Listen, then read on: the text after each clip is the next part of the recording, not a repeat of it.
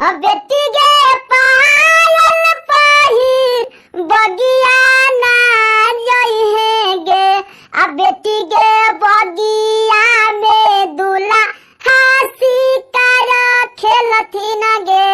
तो बेटी गे बगिया